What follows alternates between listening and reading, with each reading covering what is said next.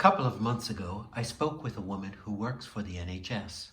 She provides home health care, driving around Fife to offer medical support for people in their homes, allowing them to be in their own environment rather than in hospital or in another skilled nursing facility.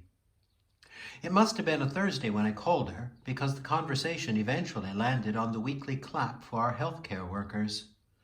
"I feel like such a fraud," she said. "I don't deserve applause. I'm just doing my job." "That's the point," I said. "You show up every day and you do your job.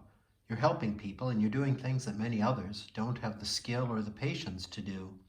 And you do it day after day after day." She wasn't buying it at first. She was happy to clap for her co-workers in A&E and for those who during this crisis have constantly been on the front line of duty and exposure to the virus. But you know, it's not just about having the courage to perform an act of bravery in a time of danger.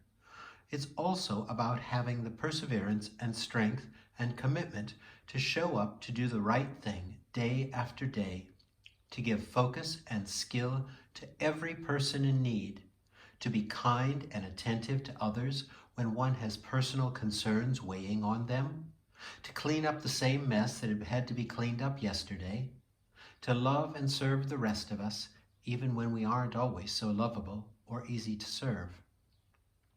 I think that's essentially what I said to that extremely humble, practical NHS worker, though I hope it didn't sound quite so much like a sermon.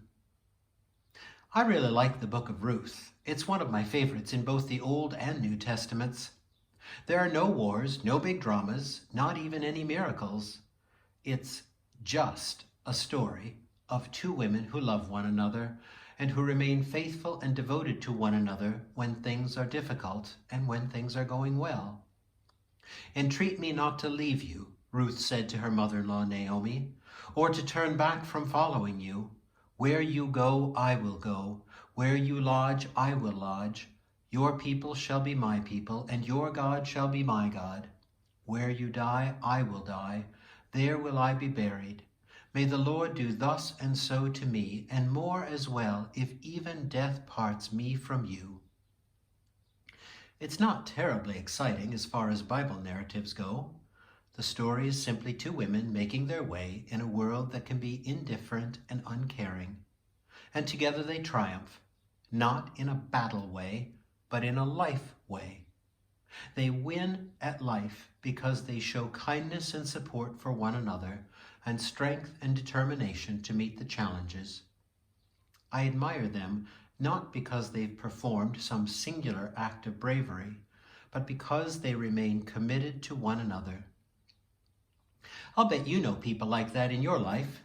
They might work for the NHS, but they might be others who have a personal calling and commitment that they fulfill quietly, humbly, and kindly each day. They are committed to their spouse, to their parent, to their child, to their neighbor, to their friend.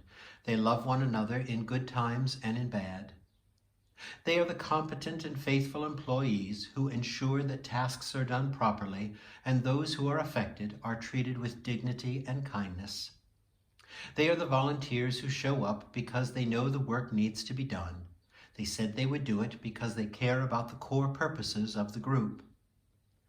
Caring and commitment. To me, that's really what the clap for the NHS has been about. I appreciate the strength and courage they've shown to meet this current challenge, but I'm even more grateful that that's what they do every single day. Carers, like the woman I spoke with, show up for people in need, attending to their physical problems, but also reassuring and comforting them when they are anxious, afraid, or alone. That is not a small gift, not an insignificant contribution, though it's not flashy and it normally doesn't make the headlines at the news sites. As we give thanks for the commitment, skill, perseverance, and compassion of the many people who work on behalf of the National Health Service, may we also broaden our gaze to recognize and affirm the people in our lives, those who work in a variety of settings, but also those intimate relationships that exemplify the love and dedication that Ruth and Naomi offered to one another, simply and faithfully, in good times and bad, day after day. I invite you to join me now in prayer. If you are not a person who prays, then I invite you to focus your attention on a specific person, either in the NHS or in another aspect of your life, one who has committed no act of headlineable bravery, yet has displayed courage and compassion by showing up day after day and year after year to do the tasks that needed to be done.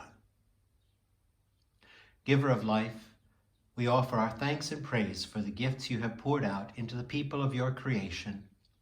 We are grateful for the intelligence and skill of those who work to preserve the health of the nation, those who serve selflessly in emergency situations, and those whose calling is to serve in quiet, unseen ways. We remember and give thanks not only for the doctors, nurses, counselors, surgeons, therapists, and carers who provide the obvious services, but also the many other people whose daily contributions are vital to our health and well-being. The drivers, cleaners, pharmacists, secretaries, accountants, medical researchers, chemists, laundry staff, and so many others who play their part each day.